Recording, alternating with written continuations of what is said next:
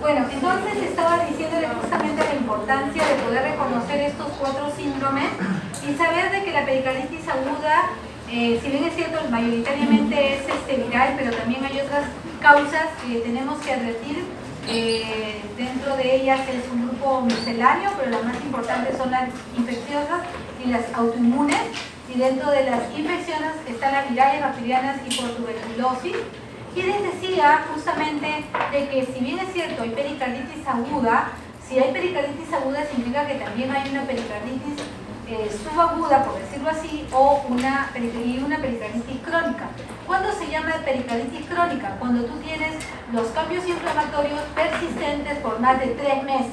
Y si son menores de 4 semanas, estamos hablando de una pericarditis aguda. También tengo otra clasificación que es la incesante para aquellas pericarditis que son mayores de 4 a 6 semanas, pero tienen menos de 3 meses de presencia, ¿no? Y las recurrentes, aquellas pericarditis que recurren después de un primer episodio, pero con un intervalo libre de síntomas de 4 a 6 semanas o más. Quiere decir, aquellos en los cuales tuvieron un primer evento de pericarditis aguda, pero que hubo un silencio, por decir así, de no síntomas de 4 semanas a 6 semanas, y de ahí nuevamente vuelve a tener un nuevo evento. A ello se le llama pericarditis recurrente. ¿Y cuál es lo más importante de esta pericarditis aguda? Igual, otra vez, el dolor torácico, el roce pericárdico, que es llamado el frote pericárdico, la elevación difusa del segmento ST de nueva aparición o depresión del segmento PR en el electrocardiograma y derrame pericárdico, ¿no? Lógicamente que no todos tienen o cuentan con estos dos últimos, pero ustedes como, digamos, con los conocimientos que tienen en semiología, deben saber reconocer estos dos primeros. Hay síntomas, también hay hallazgos de inflamación en laboratorio, como por ejemplo elevación de la proteína C reactiva, la velocidad de sedimentación y cambios en el hemograma, sobre todo por los leucocitos. Entonces, ¿qué diremos del dolor torácico? Este dolor torácico tiene ciertas características que deben de reconocer. Primero, que es un dolor que se proyecta a nivel precordial, que es de tipo opresivo. Segundo, que es un dolor que tiene las características de tipo pleurítico, es decir, que aumenta con la respiración. Tercero, que es un dolor que además que se ubica acá, también se puede irradiar a las zonas del cuello y la zona supraclavicular izquierda. Raramente se va a irradiar a la zona del brazo, a lo que le diferenciaría de un dolor torácico de tipo coronario. La intensidad puede ser variable, generalmente es moderada intensidad la que presenta. Aumenta con la tos, la deglución y la rotación del tronco. Además del movimiento respiratorio, hay que advertir y preguntar si le aumenta con la tos, si le aumenta cuando deglute o si le aumenta cuando hay rotación del tronco. Tiene una posición antálgica en la cual cuando adopta una posición maometana, el paciente le alivia el dolor y es de duración variable. Si ustedes hacen su historia clínica y hacen todas estas preguntas y coincide con estos parámetros, están frente a una pericarditis aguda. Y hay que descartarla también de otro gran componente, que son las miocarditis. Las miocarditis también pueden tener un comportamiento de este tipo, pero se diferencia porque a veces la miocarditis no tiene el frote pericárdico y también porque la miocarditis tiene un cambio electrocardiográfico también completamente diferente a lo observado en la pericarditis aguda. Les dije que el otro gran componente era el frote pericárdico, que al menos se puede presentar al 33% de los pacientes. No pierdan confianza en sus oídos, no pierdan confianza en lo que ustedes están escuchando, porque si ustedes escuchan que realmente es un sonido que aparece, pues crean y tengan confianza en ese sonido, porque pueden estar frente a un frote pericárdico. ¿Qué características tiene? Varía de intensidad en pocos minutos dentro de un mismo día. Solo a ocultarse en determinadas posiciones también. Es decir, por ejemplo, a veces lo escuchan, a veces no. Durante el día, en algunos momentos lo escuchan y en otros no, y la posición también puede variar el encontrarlo. Está originado básicamente por el rozamiento que ocurre de las dos capas del pericardio. Ese es el motivo por el cual ustedes van a encontrar como si fuera un roce de dedos, pero que tiene sincronismo con los latidos del corazón. Se acentúa durante la inspiración, es decir, mejor es hacerle inspirar profundamente para poderlo detectar, y clásicamente se diagnostica como si fuera un ruido trifásico. En sospecha de un pericarditis siempre tiene que insistirse en la auscultación. Si un día no lo auscultan, no pierda cuidado, al siguiente día lo vuelven a auscultar y pueden encontrarlo. Generalmente se ausculta cuando hay pericarditis no compresiva, es decir, cuando hay un derrame pericárdico, pero que esta no es de tal forma que ha separado completamente las membranas, ¿no? En cambio, si es que más o menos está cerca, entonces ahí todavía puedes encontrar el frote pericárdico. Y se aprecia mucho mejor en el borde external izquierdo. ¿Qué complicaciones tendrá la pericarditis aguda, así como hablábamos en las autoinmunes y las virales? Pero también puede ser, no es exclusividad de ellas dos, también puede darse en las bacterianas y en la portuberculosis, y también en el síndrome hipurémico, es el taponamiento cardíaco. ¿Okay? El taponamiento cardíaco, que lo vamos a ver como un síndrome específico, porque va a tener una semiología específica, pero también es complicación de una pericarditis.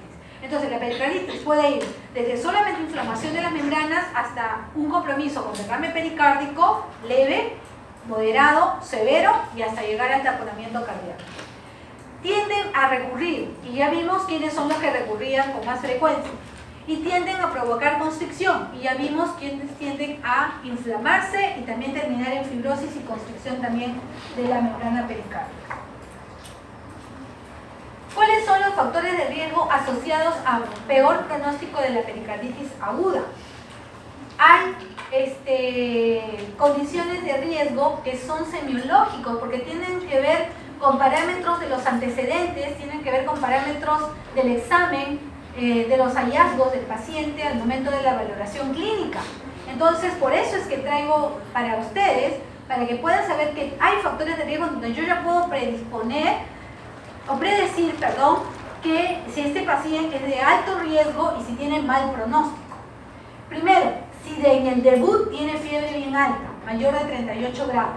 Segundo, si el paciente cursa con con una historia que no sea tan hiperaguda. Generalmente cuando es más hiperaguda es más viral y son aquellos que es el gran porcentaje y que son los que rápidamente se resuelven. En cambio, si es un comportamiento que ha tomado ciertas semanas de evolución, entonces tiene un poco de mal pronóstico. Si se acompaña de derrame pericárdico importante en el momento del debut, si llega al taponamiento cardíaco, también es un signo de mal pronóstico.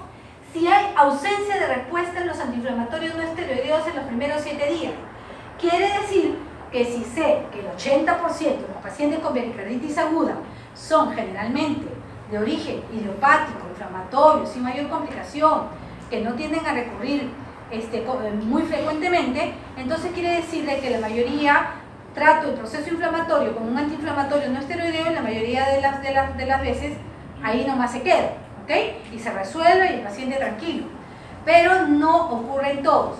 Si no cede al tratamiento en 7 días con aspirina, la mayoría de las veces es lo que se utiliza, entonces quiere decir que el paciente tiene un factor de mal pronóstico.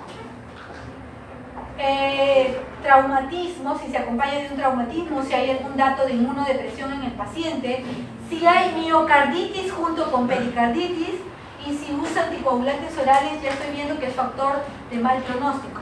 Si hubiera anticoagulante oral, ¿cómo creen que hubiera si hubiera un tipo de exudado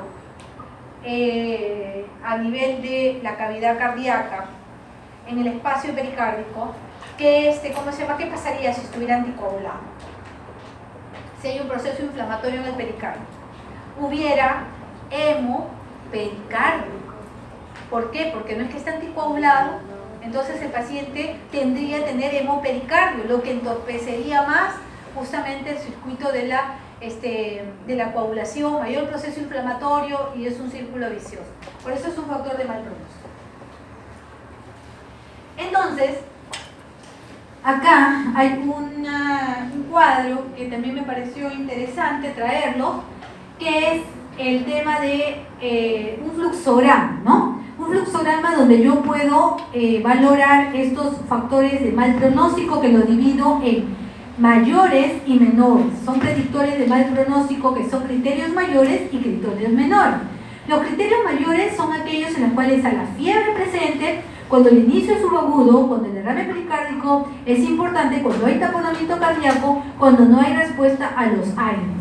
Y los menores cuando hay algún traumatismo, tratamiento anticoagulante, inmunosupresión o hay miocarditis acompañado de la pericarditis. Entonces, ¿qué digo? El paciente clínicamente tiene dolor pericárdico, frote pericárdico y también los otros elementos clínicos que no me competen en semiología, pero que tengo que saberlo, y hay sospecha de pericarditis, sí o no. Si es sí, entonces voy a tratar de ver la etiología, ¿no es cierto? Como sabemos, la gran mayoría son pericarditis agudas inflamatorias, por lo tanto, le pruebo con una prueba empírica con antiinflamatorios no esteroideos y valoro el riesgo. ¿Es un paciente de alto riesgo o no tiene riesgo? ¿No es cierto?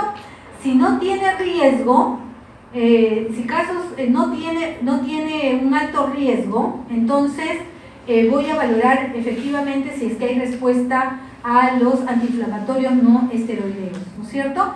Si es que hay respuesta, en este caso estarían los grupos tanto de riesgo bajo como riesgo moderado, pero los de riesgo alto son estos, ¿no? Los que van a valorar un mal pronóstico. Si están presentes, definitivamente son pacientes que no les voy a dar de alta a su casa, tienen que quedarse hospitalizados para ampliar el estudio, para ampliar la causa de la pericarditis aguda y para saber que son pacientes que pueden terminar tórpidamente y terminar con muerte, Entonces, así como hay pericarditis aguda con inflamación solamente, también hay otra condición que es cuando ya se establece el derrame pericárdico.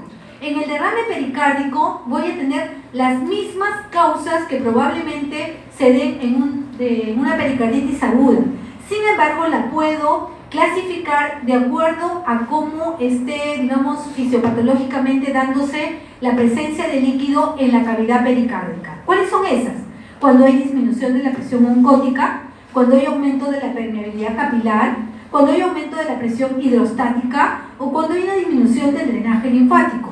Si hay una alteración a nivel de la membrana pericárdica, porque hay una noxa, ya sea por complejos autoinmunes, por toxinas, por bacterias, por tuberculosis, por estas causas, ¿cuál de las cuatro son la explicación fisiopatológica?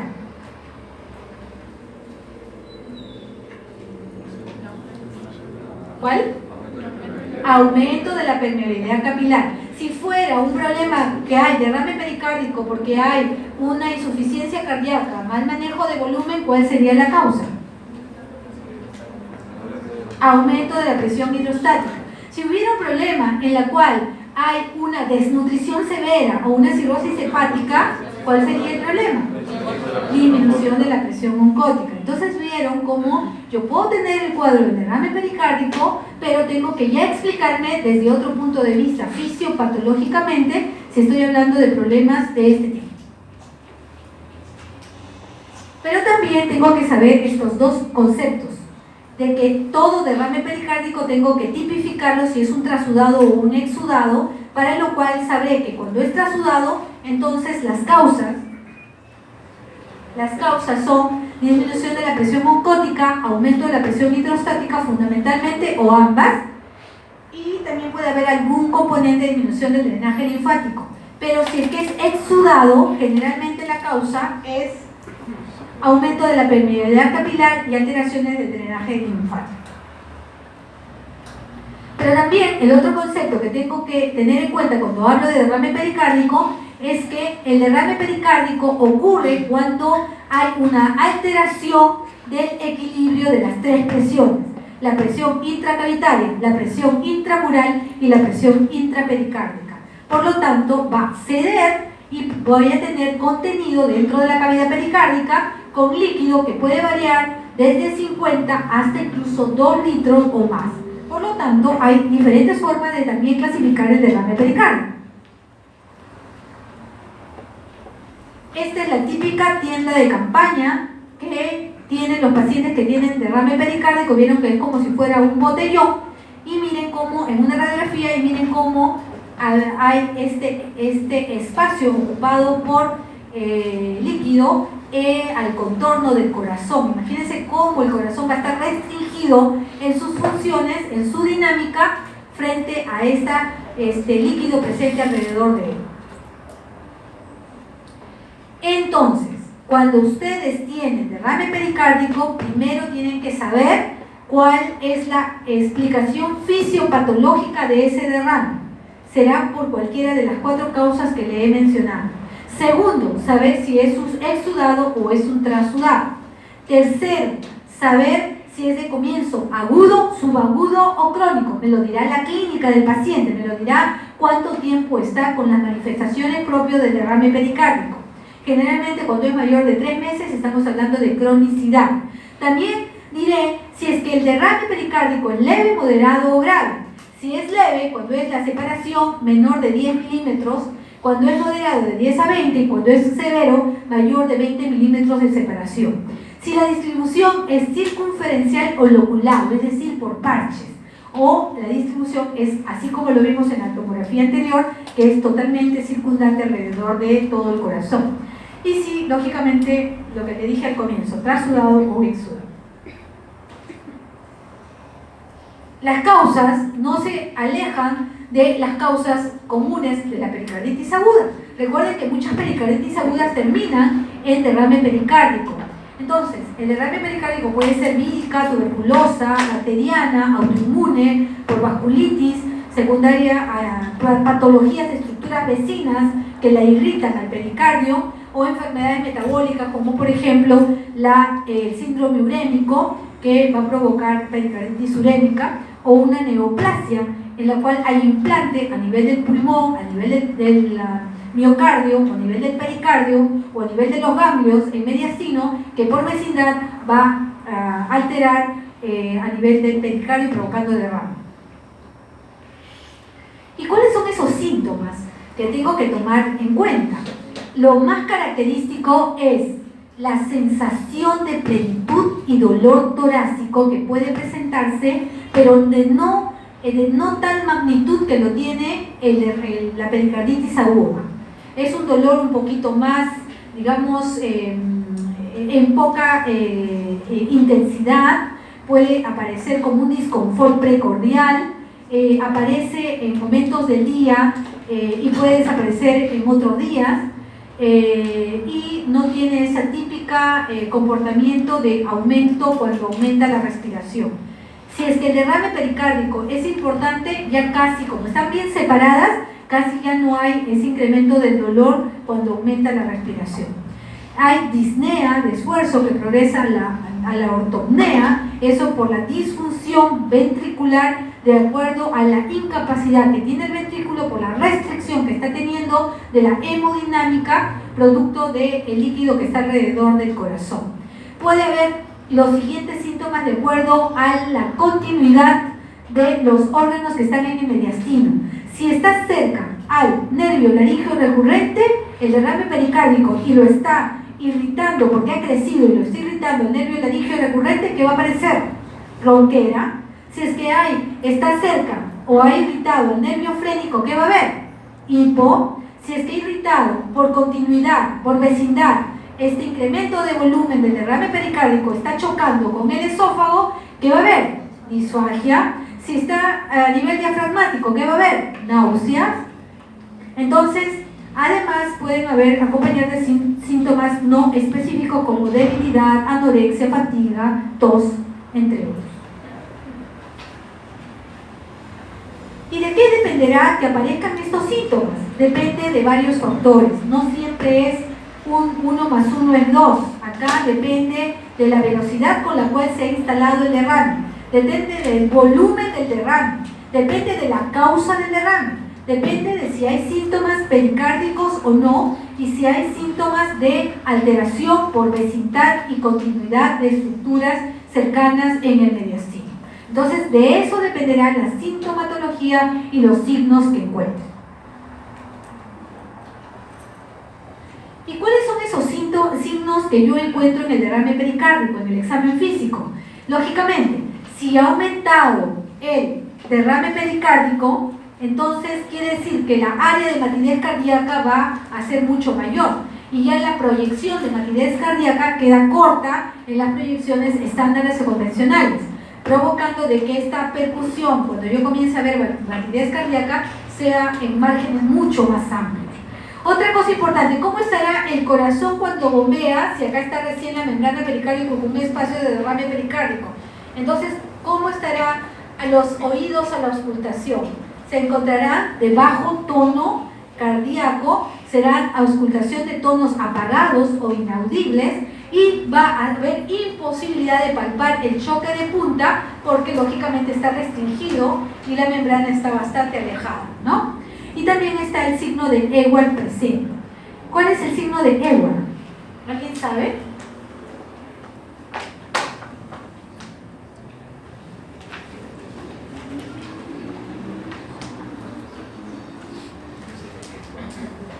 El signo de Ewald viene a ser la matidez que se, digamos, percute a nivel del ángulo izquierdo desde el tercio inferior de la región escapulovertebral y del ángulo escapular del lado izquierdo, por la matidez cardíaca. Normalmente no debería ser hasta abajo la matidez, pero cuando ustedes encuentran que hay matidez incluso hasta ese extremo, entonces estamos hablando del signo de Ewald positivo. El otro grupo que determina los pacientes con derrame pericárdico es el taponamiento cardíaco. Quiere decir, ¿quién desarrolla taponamiento cardíaco?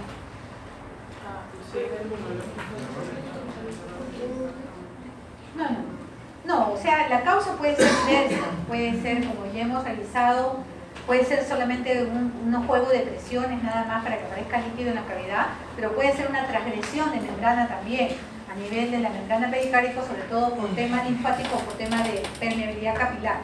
Pero una vez que ya ha aparecido el líquido pericárdico dentro de la cavidad, yo voy a tener volúmenes. Hay volúmenes en la cual no voy a poder hacer una buena hemodinámica cardíaca. Y hay velocidades de instalación de este volumen que no le va a permitir tener los mecanismos compensatorios al corazón para poder hacer su hemodinámica regular. Es decir, que los signos y los síntomas también se van a ver, digamos, expresados, depende de la velocidad con que se instala y depende del volumen que tiene el espacio pericárdico. Entonces, aquellos en los cuales no tengo los mecanismos de compensación adecuados y aquellos en los cuales el volumen es muy incrementado, voy a tener este otro gran síndrome que es el taponamiento cardíaco. Entonces, en el taponamiento cardíaco hay un deterioro hemodinámico por colapso de cavidades con gasto cardíaco disminuido cuando los mecanismos compensadores sean superados o no se hayan dado el tiempo suficiente como para poder tenerlo. Entonces, hay acúmulo del contenido pericárdico, ya sea coágulo, sangre, pus, gas, lo que sea, o simplemente la combinación de estos, o líquido pericárdico, pero que se ha instalado de tal forma que van a provocar una falla hemodinámica del corazón. Miren esta separación. ¿Ustedes creen cómo estará este corazón? Miren este corazón colapsado. ¿Ustedes creen que con este corazón colapsado puede hacer toda su dinámica de ciclo cardíaco adecuado? No lo hace y por lo tanto va a provocar un colapso hemodinámico y muerte de la persona. Y miren este corazón. Es un corazón en botellón donde hay un gran derrame pericárdico. Nunca se olviden estas imágenes, chicos, porque es como reconocen un derrame pericárdico. ¿Qué cosa era esto? Un derrame pericárdico, ¿sí? O en todo caso sospechen el derrame pericárdico, pero también puede ser una cardiomiopatía dilatada, pero generalmente cuando es botellón y esto es alto, como tienda de campaña, es por derrame pericárdico.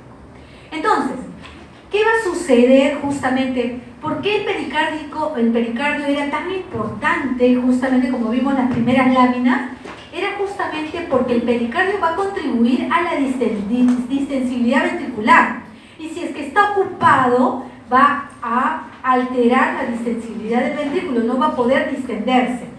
Otra cosa, la relación de presión-volumen del corazón con pericardio representa la suma de la distensibilidad del pericardio junto con la del propio miocardio. Es decir, que voy a tener una alteración dramática de la relación presión-volumen del corazón, lo que va a alterar la hemodinámica y los cambios de la presión arterial sistémica. La relación entre la presión transmural y las presiones intracavitarias e intrapericárdicas va a haber alterado, habiendo un desequilibrio de estas. Y va a haber una interdependencia diastólica ventricular, justamente por la restricción que está habiendo de los ventrículos. Entonces, vamos a comprender este cuadrito. ¿Qué pasa conforme va aumentando el volumen del líquido pericárdico? ¿Ok? Yo tengo que aumentar, normalmente es hasta ¿cuánto? De 30 a 50, ¿no es cierto? Entonces, digamos, por X motivo, X causa, va a comenzar a aumentar el volumen del líquido pericárdico. Más y más y más y más y más y más. ¿Qué pasa? Primero no pasa nada. ¿Va a aumentar la presión intrapericárdica? Sí, va a aumentar la presión intrapericárdica, pero esta presión intrapericárdica en los primeros, digamos, en los primeros volúmenes no es mucho, pero va a llegar a un punto de quiebre en la cual la presión intrapericárdica ya va a ser mucho mayor porque ya está habiendo más líquido. A poco líquido más es el aumento de la presión intracavitaria. ¿Y qué más va a aumentar? Va a aumentar la presión venosa periférica y la presión venosa central, producto de la restricción ¿de qué? Del llenado a nivel de la aurícula. Como no se llena la aurícula porque está contraída, porque no puede, justamente está como algo restringida en su función, entonces retrógradamente las presiones de las venas, de la vena cava, están incrementándose porque no hay forma de poder vaciar porque esta está restringida. Entonces las presiones venosas también están siendo alteradas, la presión venosa central y las presiones periféricas y por supuesto la presión intrapericárdica. Entonces la presión intrapericárdica aumenta, las presiones venosas y las presiones periféricas. Pero ¿qué pasa también? ¿Qué sucedería si es que no llega la presión, no hay un buen retorno venoso? Porque la aurícula no puede, porque está colapsada. Entonces, si no hay un retorno venoso, no hay volumen de sangre que pase al ventrículo. Y por lo tanto, ¿qué volumen va a haber para la parte sistémica? Poco. Entonces, ¿qué va a suceder? Va a caer la presión arterial. Y por lo tanto, vamos a tener una caída de la presión sistólica, de la presión diastólica y del pulso.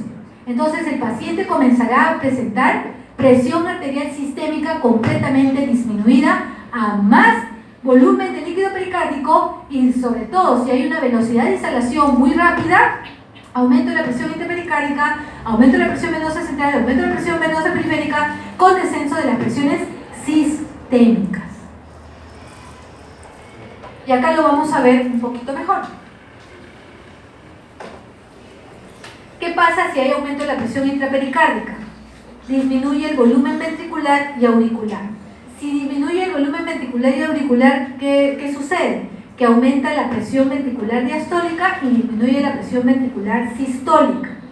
Esto provoca que haya una disminución del volumen sistólico final ventricular. Por otro lado, aumento de la presión auricular. Este aumento de la presión auricular va a provocar de que el corazón lo traduzca que me falta líquido, ¿no es cierto? Entonces más frecuencia cardíaca, más taquicardia, ¿no es cierto?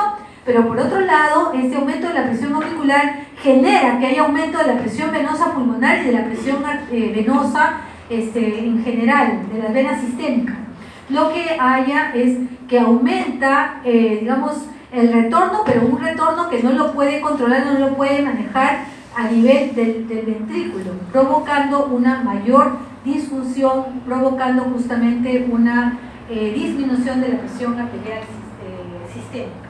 Entonces, ¿en qué puede terminar esto? En una situación de shock, en una disociación electromecánica y muerte del paciente. Por lo tanto, ¿el taponamiento cardíaco es una emergencia o no? Es una emergencia. Es una emergencia donde el diagnóstico del taponamiento cardíaco entonces es inmediatamente hacer una ventana pericárdica. Hay que hacer una pericardiocentesis, hay que hacer una ventana pericárdica para desobstruir, para aliviar, para que salga ese líquido y de esa manera descomprimir a ese músculo que ha quedado atrapado en su función y restringido en la hemodinámica que tiene. Y una consulta, este tipo de colapso, ¿tendrá congestión pulmonar o no? ¿Qué dicen ustedes?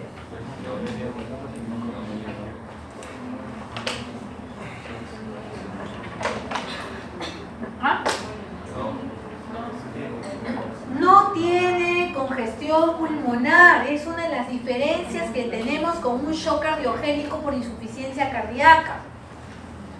Esta es un colapso, hay una falla, sí, ventricular, hay una falla, sí, cardíaca, pero sin congestión pulmonar, porque no es que no hay las presiones sistólicas, las presiones comienzan a caer, no hay un buen llenado ventricular, ni hay un colapso auricular, por lo tanto, ¿con qué sangre va a congestionar el pulmón?